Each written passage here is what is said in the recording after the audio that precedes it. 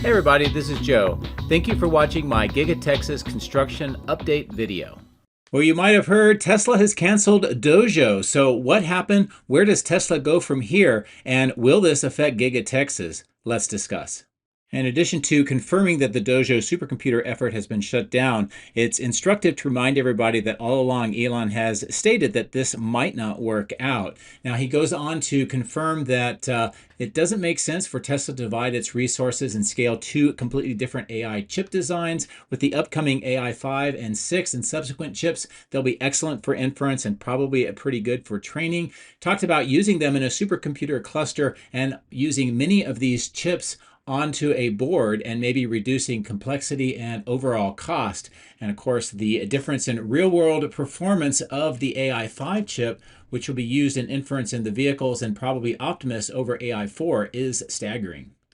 Now, in describing the thinking process moving ahead, Elon mentioned that what would have been DOJO 3 and the upcoming AI 6 chip, it seems intuitive that they would like to converge them together. Basically using the same chip, maybe two of them in Optimus or the car, and maybe another number of them on a board that they could use within the training system. And it seems like the intuitive, sensible way to go. But I think that there's actually more to the story. Now, there's a lot to cover, so I put some links in the bottom of the screens and in the video description if you want to have more detailed information. But basically, what's happening is that the hardware is evolving so that the lines between what would be training or the building models and inference, which is running them on the products, are blurring. As the AI industry has matured and evolved, it's been a recognition that a shift towards unified architectures like chiplets or analog AI is optimum, and there is a reduced need for separating these systems. This has caught the attention of NVIDIA and other manufacturers pushing to unify these chipsets together, as inference markets are expected to go from about $100 billion in 2025 to $250 billion by 2030. Within academia, this is noticed as well. There's a lot of papers that are coming out talking about an all-in-one analog accelerator for on-chip training and inference, and they project efficiency gains by 2030 as these scale massively. There are also some significant factors that are emerging as more experience with AI is gained, and that is real-world data is hitting its limits.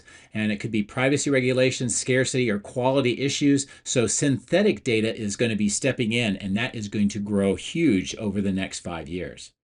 And we often hear that Tesla has an advantage because they have a lot of real-world data, and that doesn't change. However, there are limits to the amount of data that can be collected, especially in humanoid robots like Optimus, and I think that's affecting some of Tesla's decision-making. And synthetic data enables faster, cheaper iterations on these unified systems. A recent study by Gartner predicts that synthetic data will completely overshadow real data in AI models by 2030, with a 60 to 75% of all training data being synthetic even in 26 and 27. As I mentioned, Tesla has recognized that, but we've also seen NVIDIA with their autonomous driving solutions recognizing this as well. And along with that, synthetic generic tools are booming to about 6 to 8 billions by 2030, and this includes autonomous systems such as automobiles and humanoid robots.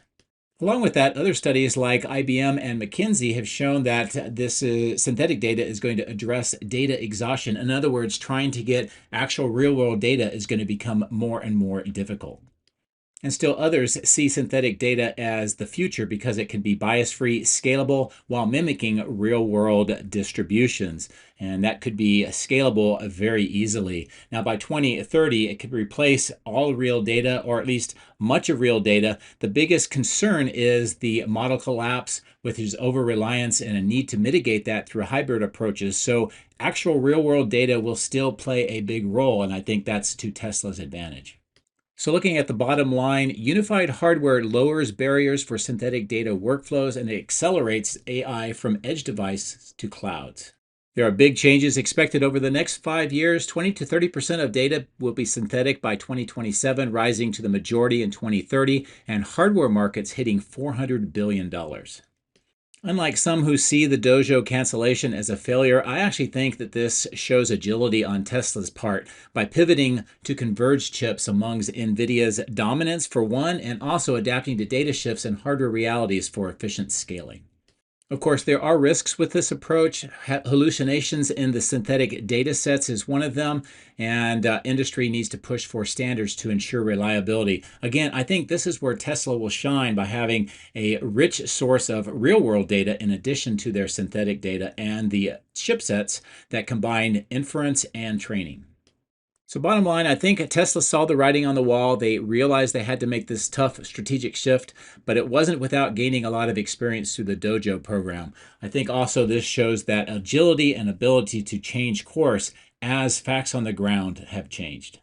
So with that said, what does this mean for Giga-Texas? Now they have this giant construction project going on the north end, and they are still finishing out Cortex 1 on the south end of the factory. Well, actually, I think that they already made the changes way back in January, and it kind of shows that maybe they had a pretty good strategic idea that this was happening. As you can tell by the permit here, the structure of the facility here on the north end for Cortex 2 was changed substantially.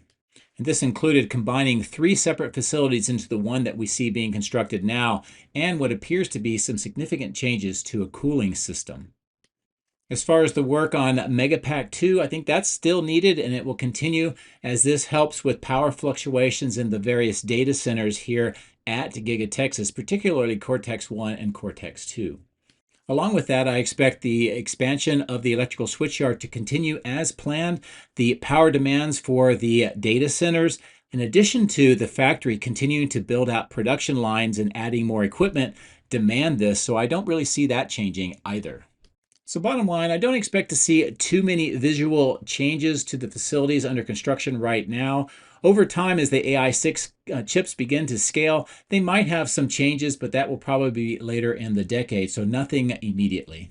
So there you have it, a brief discussion about the fact that DOJO was canceled, some of the reasons why, particularly what I'm hearing from industry and academia, and I think that Tesla was well aware of that and they realized that they had to make this strategic shift, but I also don't think that we're going to see a lot of changes here at Giga-Texas. But let me know what you think in the comment section. This is a big change for Tesla, and I do hope that all of this discussion was helpful. My drones are ready and raring to go. Let's go flying over Giga-Texas.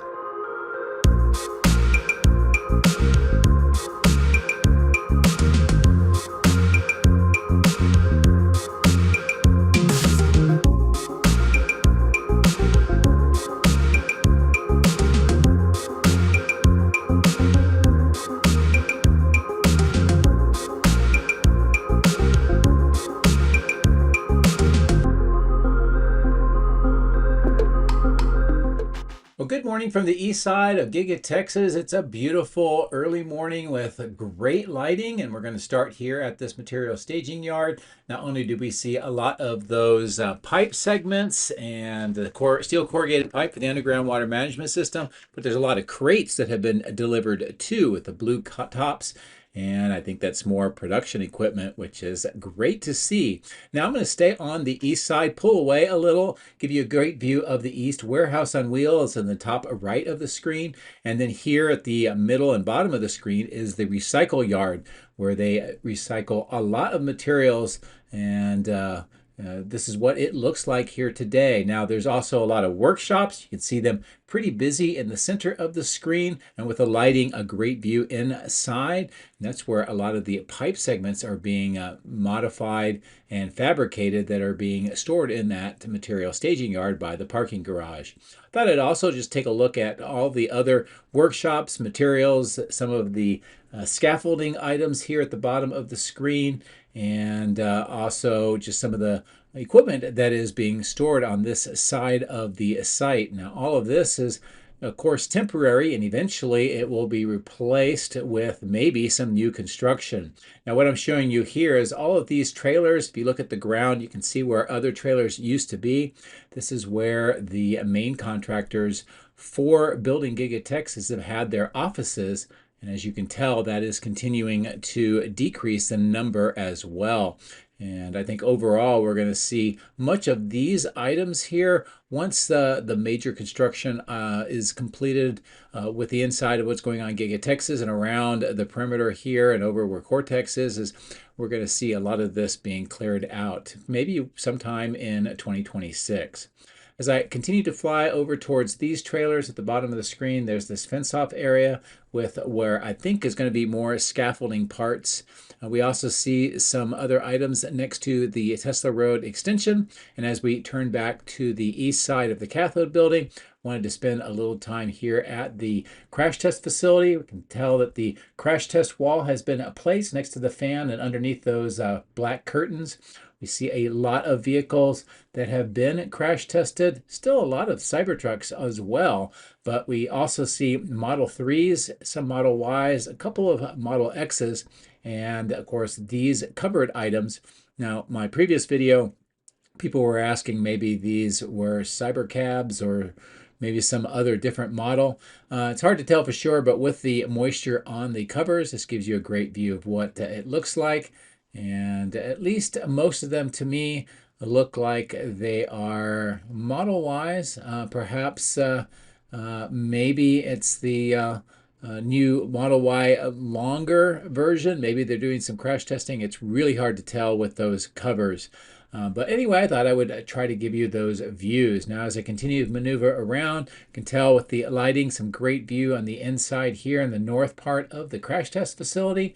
And as I pull away, just some more vehicles that have been stockpiled here on the north end. Next to the east wall of the battery cathode plant, we see all of those crates that have been delivered, and they are slowly being moved inside and unpacked, and the equipment being assembled. Next to the wade pit, we see this small dirt section. I keep wondering what they're going to do with this. Maybe they'll pave it someday.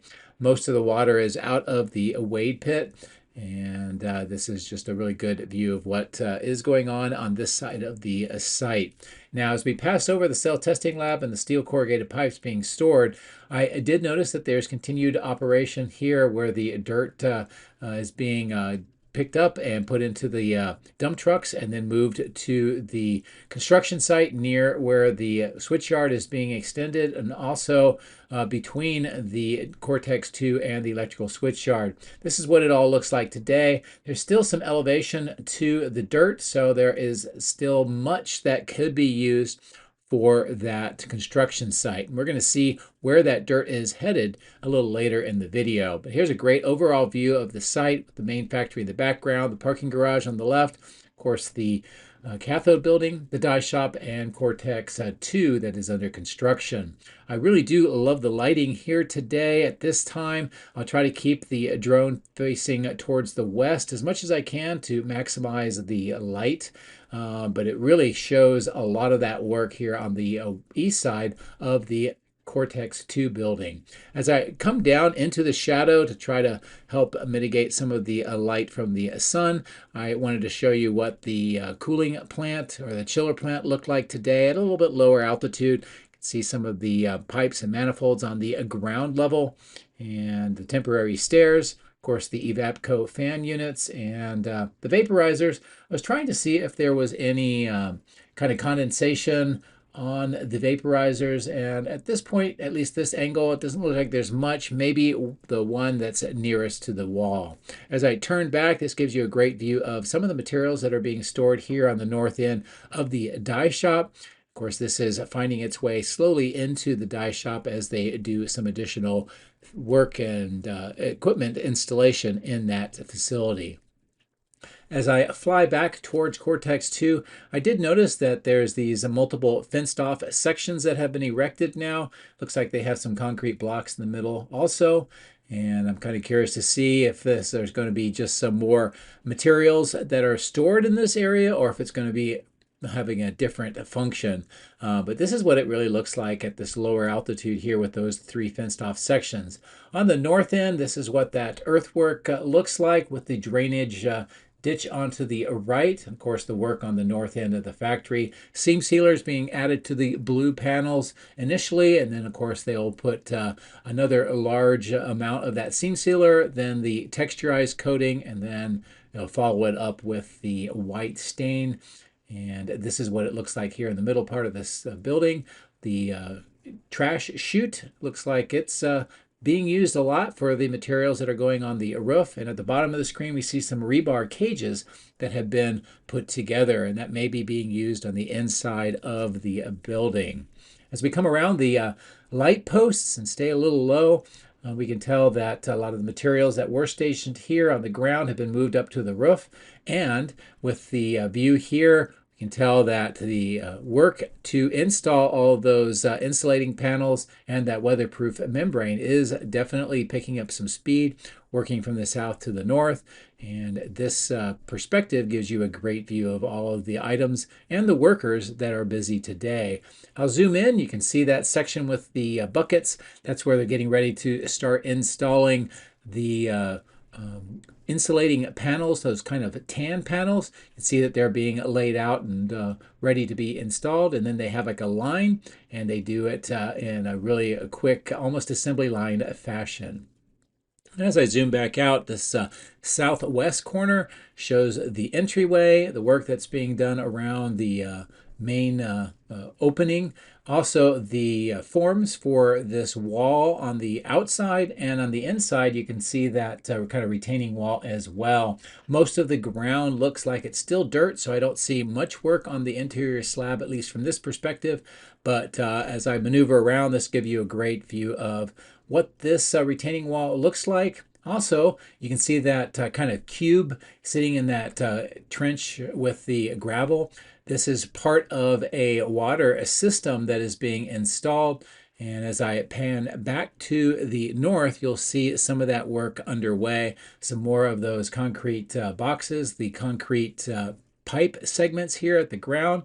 And this is probably going to go along a good part of this side of the building. With the worker next to that cube, it gives you a great idea of the scale as well. As I continue to fly up to the north, we'll pass over this kind of road, the work that's being done on the left. That's where the dirt's coming from, that far northeast corner that we mentioned earlier. And then here we can see the work on the walls on this northwest corner. I'll bring the drone up to a little higher altitude, great view to the north across the trees, come back down, and we can see where the earthwork is being done here, the openings, and that it's still, for the most part, with the exception of this west side, dirt on the inside of the structure. Bring the drone up to a higher altitude. We can see the water detention pond is draining out. Also, a great view of the graded area for the electrical switchyard expansion.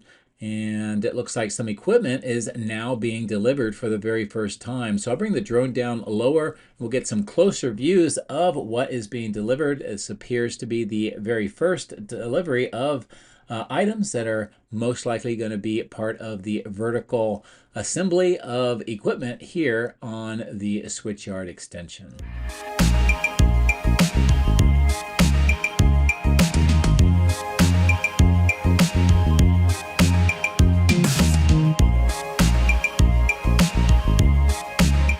Of course, a lot of work here at the underground vault. We can see the forms, the rebar, and the work to prepare the roof. Those rectangular openings are where the control trailers will be located, very similar to what you can tell on the top of the screen. I also see that conduit that's joining the old and the new concrete vault. And from this perspective, it appears that the entire roofing forms have been installed. So we'll see a lot more rebar, and then maybe probably middle of the week, we might even see some of the concrete being poured. Those white pipes have been placed around the bottom of the vault and covered with gravel, and that's probably for some drainage. Here's a great close-in view of the concrete segments that have been added, making that connection between the two vaults.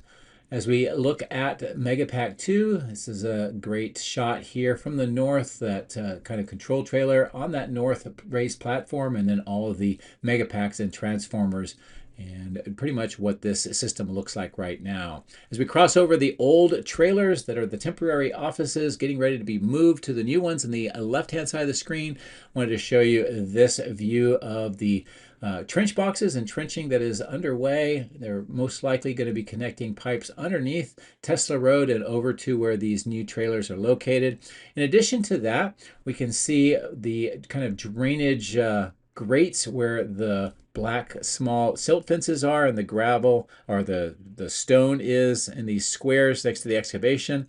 And we can also tell where the excavation is continuing through this area along the south side of Tesla Road and connecting into where we've seen the electrical conduit work.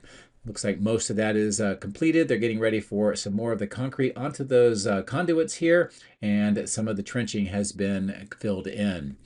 While we're here, I'll zoom in and show you the casting, handling, sorting lot on the north end, some of the bumper stands that are along the road, and also some deliveries that are being made here on the northeast corner of casting. A lot of the rack mounts do have the castings today.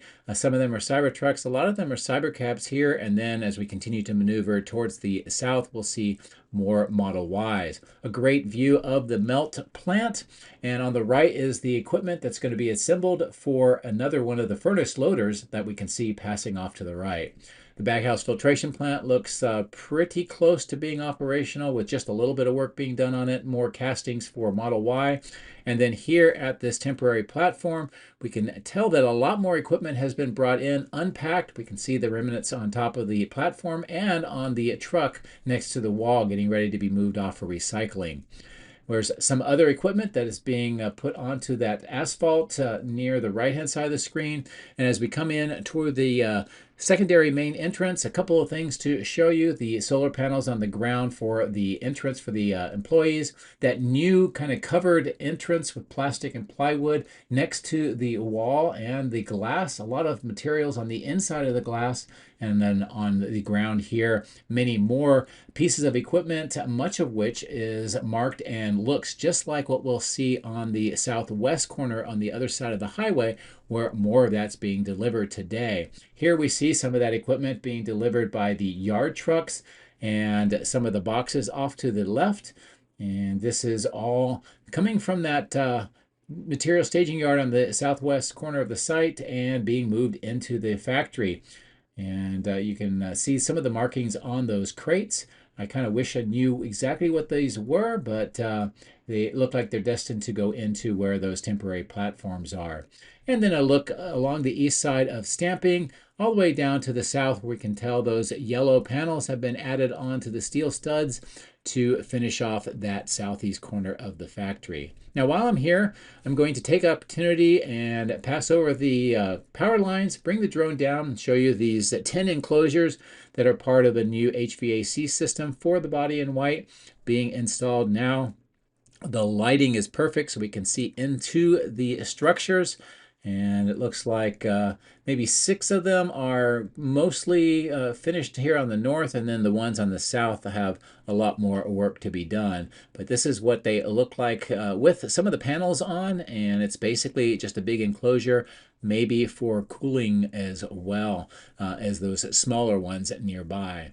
We pass over the ventilation system and the ducted fans here that was installed to help with the environment of the casting machine structure. I'll bring the drone back down. We'll get a good view here. It looks like they have that covered kind of temporary structure on the left for castings. And then here is more of the stands, bumper stands, but also what may be some stands used to move and build some of the Cybercabs. It's really hard to tell for sure. I did notice that there was a big delivery going on here coming out of the truck. This is a great view of it being unloaded. And there's been at least one more of these items that has been picked up and moved off over towards the crane. You'll see that on the left of the screen here momentarily. And as I zoom out, you probably get a better view of that.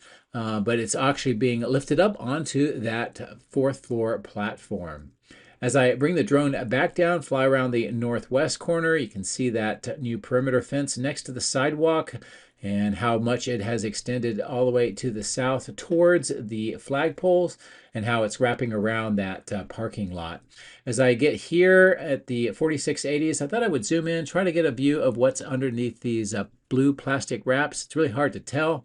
And of course, there's more deliveries being done. The blue bins are used to recycle the 4680 cans. And of course, more of the deliveries being made on that trailer. Coming back over to the perimeter fence, this is where you can see it kind of wrapping up over and around where this parking space is. Some of the concrete vault sections on the right, more gravel work being done along the silt fence here at the middle and bottom of the screen, and more trenching. As I get over to the exit point for the Model Ys, I noticed that a white one was coming out.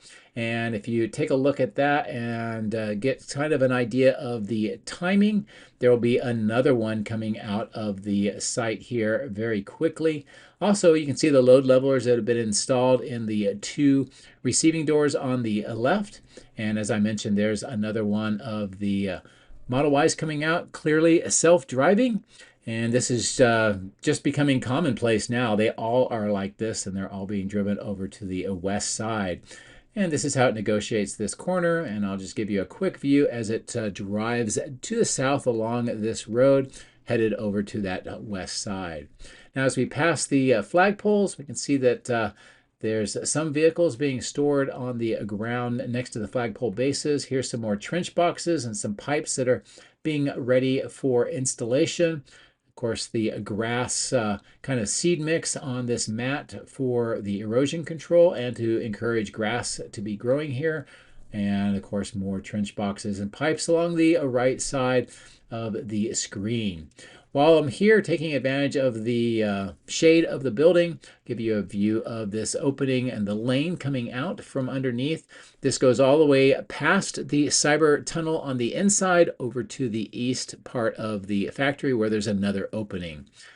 As we get closer to the southwest corner, just a quick view of what this kind of dark stained entrance looks like. Still does not look like there's any doors, whether they're the personnel doors or roll-up doors for this opening, but that's pretty much what it looks like here today.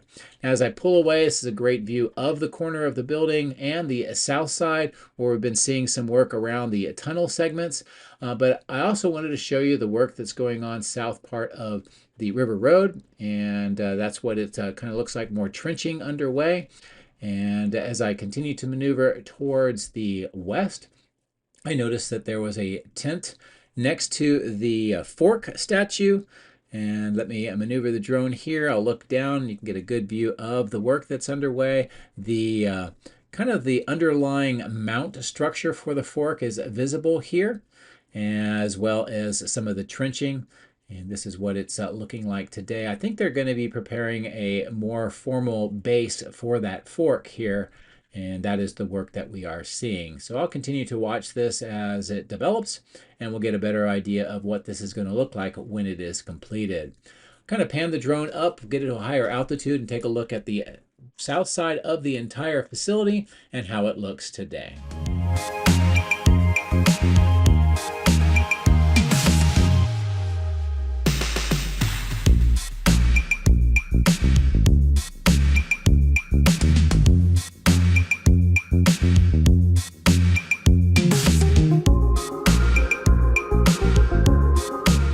Get closer to where the caisson work is underway, we can tell that there's more pipe segments, but they are smaller in diameter on the right hand side than what was originally being placed into the tunnel. That could indicate a new direction for those these tunnel segments. And I'll try to get a better view into the caisson on my next video, as long as there's a safe way to do that with the crane. I've had a lot of people ask what the caissons are for. I did put a video out earlier this year. You can find that with the description of caissons on my YouTube channel. As I go over the power lines, I'll get a really good opportunity to look at all of the production line equipment that is being delivered here on this part of the site. As I bring the drone down, we get a better view of what this looks like, starting with the packaged items on the bottom right with some of that red showing.